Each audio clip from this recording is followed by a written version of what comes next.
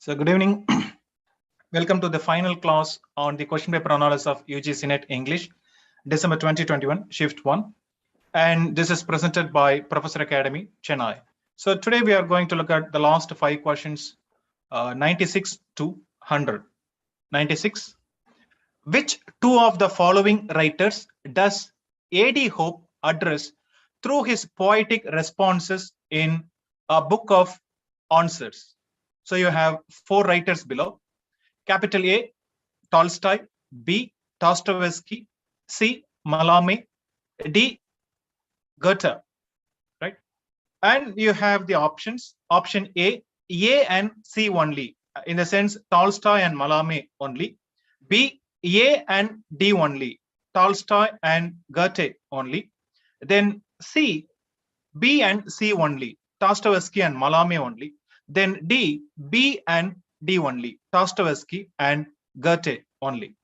So this is a tough question, and there is no logic why this kind of a question is asked. But we have 2 Russian writers, Tolstoy and Dostoevsky. Then we have a French writer, Malame. Then German writer, Goethe. It's tough to eliminate 2 because it's an entirely different question. At least some of us may be aware of this writer, A.D. Hope, an Australian writer. Maybe a book of answer, but it's tough what he has said in this book. Okay, so let's check out the answer. Answer is A and C only, Tolstoy and Malame only. So when we get questions like this, either we have to go with instinct, or sometimes do you think both Russian writers could not be referred to by A.D. Hope, both Tolstoy and Dostoevsky? Definitely A. If you go for Tolstoy, then we could have eliminated 2 options. So that's how we can tackle questions like this. Anyway, let's look at this Australian writer, A.D. Hope. When we say A.D. Hope, these are some of his famous poems. Australia, which is often prescribed whenever we read Australian literature, this poem, Australia by A.D. Hope, is a famous one. Then we have The Death of the Bird, then The Return from the Freudian Islands. Then we have 3 poetry collections here. One, The Wandering Islands. That was his first poetry collection, published in 1955. Then imitating Alexander Pope and his work, then he came out with Dunciad Minor, an heroic poem. Then Orpheus. These are some of his famous collections. The question came from this work, this collection, a book of answers. What is this book about? What is this poetry collection is about? Here we get a famous poem, and he takes a famous poem by an author, poet. Then same poem, but from a different point of view. For example, we have got Andrew Marvell's To His Coy Mistress, very famous poem. But here is a poem by A.D. Hope. It's a kind of a reply given by the mistress to Marvell himself. So his own character speaking to Marvell. So that's why this book is called a book of answers. Someone answering the writer, answering to the writer. So we have his coy mistress to Mr. Marvell. So we have this metaphysical poet, Andrew Marvell, famous poem, To His Coy Mistress. So here the mistress herself is speaking to Marvell. So look at some of the lines here. The ambiguous mistress next you sit beside this graceless epithet. So the epithet refers to, an epithet means adjective. So what is the adjective? Coy, very shy. So who wants to be persuaded by the lover. Then mistress is an ambiguous word. It has a lot of connotations. When we say mistress, one, miss, one is not married, one is a lover of someone. Mistress also means someone who is not married, but kind of has an affair with someone. So that's why here the speaker says, the ambiguous mistress next you said beside this graceless epithet. Coy mistress, sir, who gave you leave to wear my heart upon your sleeve? So here the mistress is asking, how dare you? represent my feelings without my consent. So that's why this book is called Book of Answers. So A.D. Hope takes a celebrated work and rewrites it, or kind of a retelling. Then let's go to question number 97. Which of these did the Woods Dispatch 1854 seek to propagate? So you need not worry about this, because this is something to with the colonial period where someone wrote this dispatch or gave this dispatch. So with our understanding, we can tackle this question, right? So you have statement number 1. So the dispatch is about impart Western knowledge to Indians. B, restrict access to English learning in India. C, educate British officers in Sanskrit and Persian. D, create a class of public servants. So before we go to the options, do you think, Britishers, our colonizers, they wanted us to, they want to create something. So what are the possibilities we have? Number 1, first is possible, right? They want us to learn or get to know about Western literature. So that could be a possible one. Do we think they want to restrict? They don't want us to learn English? That's illogical. B. Then the C is also seems impossible. Educate British officers in Sanskrit and Persian. That's impossible. Then the third is a possibility. They wanted to create a class of public servants so that they can serve the officers, the colonial officers here. So if you logically eliminate B and C, then you're left with the correct answer. So answer is C, A and D only. So you need not have some familiarity with this text, this dispatch, but with our common understanding of colonialism and how it functioned here, we can easily eliminate this, eliminate few options and arrive at the answer. Anyway, let's look at this dispatch. What is called, what is this Woods Dispatch 1854? So there was a board of control of the British East India Company, and it had a president, a name of the president, the then president, Sir Charles Wood. So that's why it's called Woods Dispatch. So he sent a dispatch in 1854 to the then Governor General of India, to Lord Dalhousie. So what is the purpose? So this dispatch is all about the education which we desire to be, in the sense the board, to see extended in India of European knowledge. They want to impart European knowledge to the Indians. So that is a primary purpose. But this is a very significant dispatch when it comes to the education system in India. Why? Let's see some of the recommendations and suggestions given by this board. So number 1, they wanted to create an educational department in India.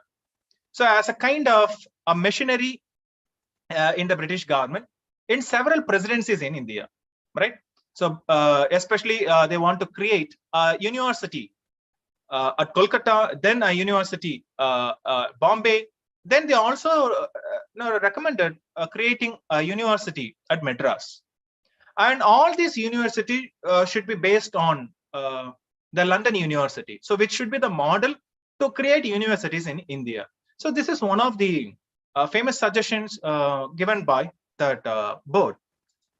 Then aim, impart a good secular education, not something based on religion or any particular religion, kind of a secular scientific knowledge. So that's what they want to impart here. And it said schools should exist in every district in India, and there should be scholarships to encourage students to come to schools and learn. Then one of the important points. So why taking such a going for this kind of a task to spread the spread of education in India? Simple. One of the motives for them is to create a class of servants who are well educated, who can serve the British officers.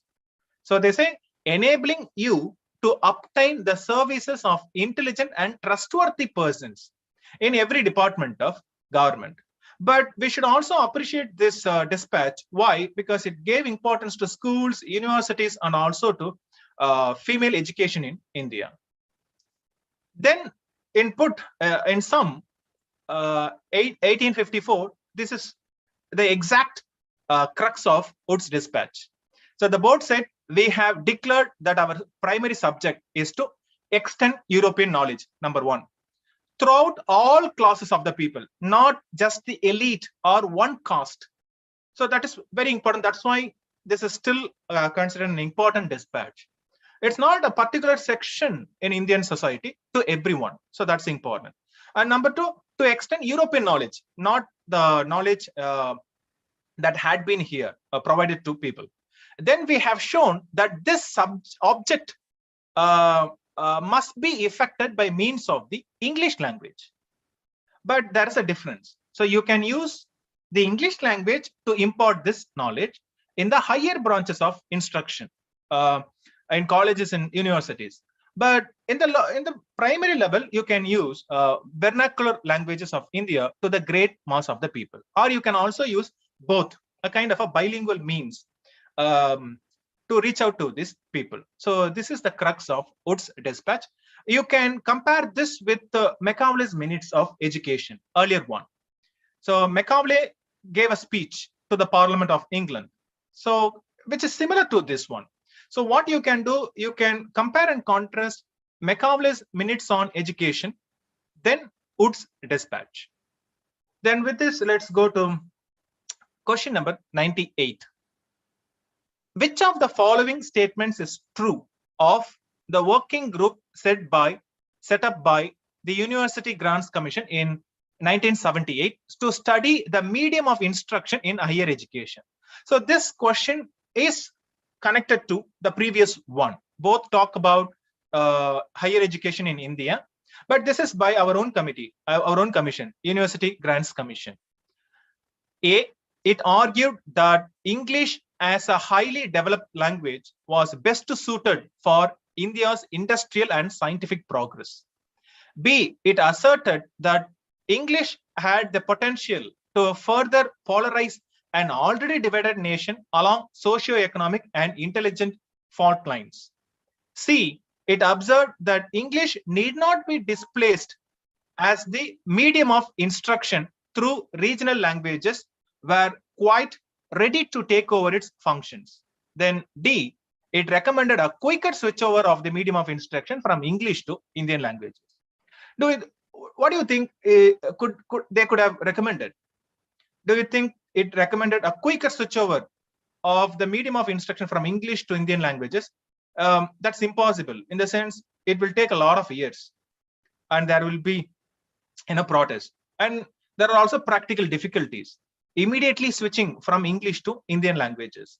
And if everybody learns a particular subject in the regional language, then the mobility from a person learning a particular field, learning in Tamil or Malayalam or Telugu, Kannada, Hindi, when they move across India, then there will be a lot of problems to understand concepts. So just think of it. Then let's go to the answer. A, it argued that English as a highly developed language was best suited for India's industrial and scientific progress. So this is what they also said, right? Wood's dispatch. So as if this commission is seconding that one. So that's why this question is connected to the previous one. Then let's go to 99. Which two of the following confirm to liberal humanist thought? Do not bother about this term, liberalist, humanist, nothing. It comes with literature, right? Think literature in general and what it does or what it doesn't do. You have statement number 1. Literature transcends the limits of the age of its origin, so it is timeless. So literature is not restricted to a particular period. It goes beyond that, so it is timeless. So number 1 statement. B, literature is untouched by the essential human nature, which is unchanging. I mean, literature is it's a kind of not relevant to, or it doesn't capture essential human nature, which is unchanging. Do you think so? As if literature is avoiding avoid representing the essential human nature. See, literature is devoid of any purpose to enhance life or promote human values. So that's a wrong statement. Anyone reading literature can understand that. Then D, identity is a unique essence unaffected by environment and society. So what we can do, at least we can eliminate options. Definitely we can eliminate C. Literature is devoid of any purpose. So it has some purpose, or else why there are a lot of students reading this. So if we eliminate C, then we can eliminate two options. Option A and C only. Then option C, B and C only. Then we are left with two options, B, A and D only, B and D only. So D is correct, right? So we have that. We have to decide whether it's A or B. Then definitely you can find A is good. So answer is A and D only. In the sense, literature transcends the limits of the age of its origin, and so it is timeless. Then D, identity is a unique essence unaffected by environment and society.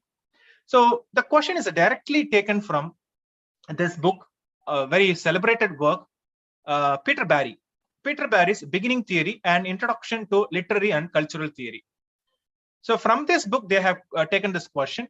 So in the beginning, the opening chapter itself is there, 10 tenets of liberal humanism. So what is liberal humanism? So when we say liberal humanism, it's the study of liberal arts, which includes literature, right? And the function or the primary aim of liberal arts is to impart the values or human values and the excellence of humans, right? So that is the function of liberal humanism. And Peter Barry lists out 10 tenets or the major points, crux of liberal humanism. Number 1, good literature is of timeless significance. So this point was given there.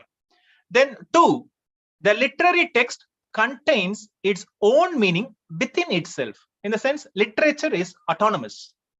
It need not entirely depends on the history or the period in which it is written. It has its own meaning. Yet you can compare it with or you can study about its historical background. Nothing wrong in that. But simply put, point number 2, literature is autonomous. It has its own autonomy. Then C, close reading of texts without prior ideological assumptions. So now, how do you get meaning out of a text? So should I consult a text, or should I read the text after knowing everything about that period, the author, and the ideologies subscribed to by the author and represented in the work? Not necessary. Sometimes we just take a book and we just read it, or we close read it, right? So we don't need a prior ideological assumption. Then 4, human nature is essentially unchanging. In the sense, there seems to be a different people, their nature, but ultimately we have a core. Human nature is unchanging, devoid of its environment. Then individuality transcends environmental influences. So this point was given in the question. So everyone or every human being has some basic instincts, individuality, and that individuality transcends environmental influences. So that's why we also read literature across nations. We read African literature or European literature or Latin American literature. Why? If they have different individualities, why should we read that? Then 6, what is the purpose of literature? The purpose of literature is to propagate human values. So that is the primary purpose, to enhance human lives. Okay. Then 7, the form and content. So what is the form of literature? In the sense, it can be poetry, it can be short story, novel, drama, or it could be of epistolary novel or sonnet, any form.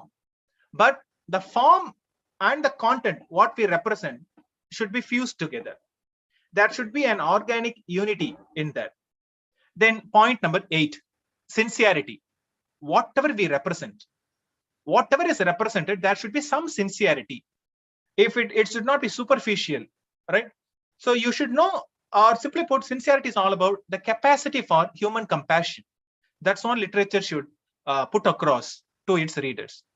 Then that sincerity resides within the language of the literature. So we have to convey it through a language. Then 9, the defining feature of literature. What is its defining feature? It's not prescribing. It's not prescription. It is only a kind of a description or suggestion. The silent showing of something rather than explaining it. So unlike other fields, literature can't say, hey, this is what you should do. No, it doesn't prescribe things. It only shows. See, look at this guy like Oedipus or Hamlet. So say tragedy. So you can also face these kind of problems. So beware of that. So it's only kind of a warning or showing. Then final one, the job of criticism. What should a critic do or critics do?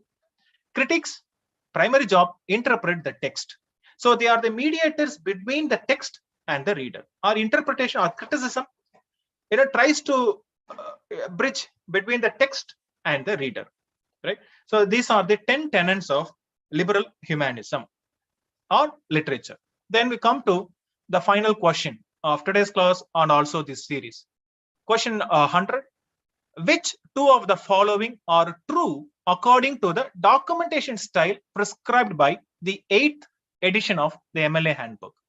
So we have 4 statements here. Number 1, if the title page of a book contains an imprint as well as the publisher's name, omit the imprint and use the publisher's name.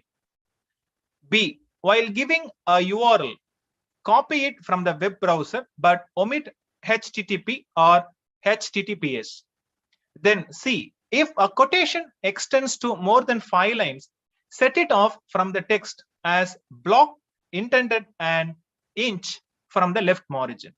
Then D, long titles should be abbreviated using the first letter of keywords typed in uppercase without intervening space. Okay. So number 1, this question is all about research. If you have some familiarity with writing research papers or dissertations, MA, MPhil or PhD, then this could be an easy one. Or if you're doing MPhil or PhD, then definitely you should read this book, MLA 8th, now in its 9th edition. So let's look at the answer, then we will go through one by one. Answer is A, in the sense A and B only. If the title page of a book contains an imprint as well as the publisher's name, omit the imprint and use the publisher's name. Then while giving a URL, copy it from the web browser, but omit HTTP or HTTPS. Okay. Let's look at the rules given here, or what is wrong. Number 1, what is an imprint? So look at the screen. Example is straightly taken from MLA Handbook 8th edition. An October book, that's an imprint. An imprint is a kind of a brand name. So it's a kind of a brand name. Again, now below which you have a lot of publishers, right? It's a kind of a brand name. So if a title or the book carries both, the imprint as well as the publisher, what you have to do? So this is the rule given in the book. If the title page contains an imprint as well as the publisher's name, omit the imprint. So what we have to do here, we need not bother about an October book. That's a brand name, imprint. Remove that. Publisher, the MIT Press. So when we quote or when we go for bibliography, writing bibliography, we have to focus only on the MIT Press. We need not bother about the imprint. So this is suggestion number 1. Then URL. So these days we copy. We read and we lot of text on the internet. So we have to acknowledge what we take it from the internet. So we can give the URL. So this is the rule. When giving a URL, copy it in full from your web browser. It need not be short. It should be entire thing. But you can omit the HTTP or HTTPS. Okay. So there's another suggestion. Avoid citing URLs produced by shortening services. So like bit ly, no, you need not shorten. It has to be in full. Okay. So this is another rule. Next, indentation. So whenever we write papers, we quote from literary text. But if that quotation extends to more than 4 lines, then what we have to do? So we have to indent. In the sense, you say this is a block taken from a particular work. So in order to show that, what you have to do, you have to leave half an inch from the left margin. Then we can quote, right, without quotation marks. So that's also important. So let the example given in the text itself, MLA handbook, at the conclusion of the novel, I mean, Lord of the Flies, Ralph, one of the characters, realizing the horror of his action, is overcome by. Then after the word by, the text is taken from, straightly taken from the novel, Lord of the Flies. So we have half an inch from the left margin. See the entire text. Great shuddering spasm of grief that seemed to wrench his whole body. Then the entire text. Right? Then finally full stop. So when you go for indentation, you should not go for quotation mark. Right? So if you do not go for, I mean, if the lines are less than 4, you can insert within the text. Right? Injection. Then you can use quotation mark. So when you go for indentation, half an inch from the left margin, no quotation marks, full stop, then you have to give the page number. I mean the text. This particular quotation is taken from this particular text in the page number. Here 186. So then within parentheses. So this is the rule, a basic rule. Anyone writing a research paper should know this, right? Then we'll go for the final one. Titles of works. A title in a parenthetical citation. So here it's very clear. A title can be lengthy one, right? Sometimes you can quote the lengthy title, right? But when you go for this parenthetical citation, like the earlier one. So the earlier one, the parenthetical citation, we went only for the number 186. Why? Because the text is mentioned earlier, Lord of the Flies. So we need not write Lord of the Flies space 186. We need not go for that. It is already there. You have written that. But sometimes we can't write the name of the text in full in a sentence. So at that time, we can refer to the title in the brackets or within parentheses. But we can't write Lord of the Flies. You know, if you are doing research on Lord of the Flies, every time you quote, you can't say Lord of the Flies, Lord of the Flies. No, you need not do that. You can go for the short one, right? That's the meaning here. A title in a parenthetical citation often has to be abbreviated. And it says it should be, often has to be abbreviated. Sometimes you can use it in full, right? Usually the title is shortened to its initial noun phrase. For instance, if you have Shakespeare's Coriolanus, we simply write CO or full stop. That's all. It means Coriolanus. So this is the rule. Okay. So with this, let's end this class. But before that, we have a question. So should I follow 8th edition or 9th edition now? So if you're studying MA, MPhil or PhD, consult with your guide or supervisor. For NET exam, you should go for 9th edition. Why? Simple. 9th edition is an extension of the 8th edition. So no problem at all. Everything is included in the 9th edition. It's only an expansion. So you can read 9th edition, which also covers 8th edition. So there's no problem. So we can go for 9th edition. So with this, we end the analysis of 100 questions. So what you can do, you can go through all the 100 questions. Then when we go through, you have a clear picture, you know, where questions are taken from or how they are set questions these days. So throughout the analysis, 100 questions, we can say, so now we get a lot of questions for interpretations. They give a passage from a poem or a novel or a play or even a critical test, then ask you to interpret on the spot. We get around 4 or 5 questions. Sometimes tough questions, we don't know where they take that from. So there we have to use your instincts. Then they also give importance to classic text like Victorian text or Shakespeare. That's also there. So go through all these questions once again. Then with this, let's end this analysis. You can look forward to another analysis of 100 questions same year, 2021 December, shift 2. Okay. Please subscribe to this channel and you'll get notifications when we publish the further videos. Thank you so much. And you can contact this number 755-0100-920 to join the course. All the best for your preparation. Thank you.